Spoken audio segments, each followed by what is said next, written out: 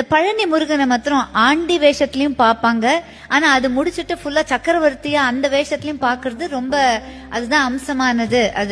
அதுக்கு ஒரு தனி ஒரு ஐதீகம் இருக்கு இல்லையா? அது என்னது? அது காலையில அவன் ஆண்டி குளத்துல இருப்பான், சாயந்தரம் ராஜ அலங்காரத்துல இருப்பான்.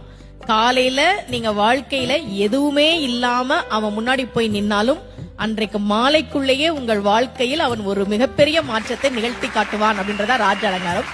நான் பழனிய பத்தி சொல்லணும்.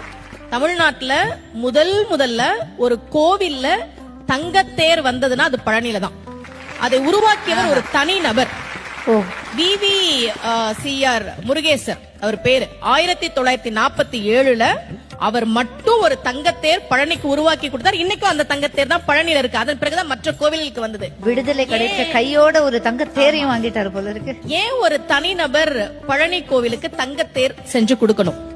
அவருக்கு ரொம்ப வருஷமா குழந்தை இல்ல. முருகன் கிட்ட, பழனி முருகன் கிட்ட மனமுருகி வேண்டார். இரட்டை ஆண் குழந்தை பிறந்ததால் நன்றி கடனாக அதை கொடுத்தார். அப்போ முருகன் கிட்ட நாம ஒரு விஷயம் கேட்டா கேட்டதை விட அதிகமாக கொடுக்கக்கூடியவன் முருகன் அப்படின்றது நமக்கு தெரியுது.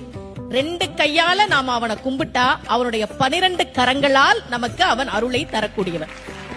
பக்கரை விசித்திரமணி பொற்கலனை இட்ட நடை பற்றி என்னும் முக்கிர துரகமும் நீப பக்குவ மலர்த்தொடையும் அக்குவடு பட்டொழிய பட்டுருவ விட்டருள் கைவடி வேலும் திக்கது மதிக்கவரு குக்குடமும் ரட்சை தரு சிற்றடியும் முற்றிய பன்னிருத்தோளும். தமிழ் இது முருகனே சொன்ன திருப்புகள். முருகன் ஏன் காலை சின்னதா வச்சிருக்கான் தெரியுமா? நாமெல்லாம் புடிச்சுக்கிறதுக்கு வசதியா சின்னதா வச்சுக்கிறான். அந்த சின்ன காலை நம்ம புடிச்சுக்கிட்டா பெரிய கையால இந்தா வச்சுக்கோ என்று கொடுக்கக்கூடியவன் தான் முருக பெருமான்.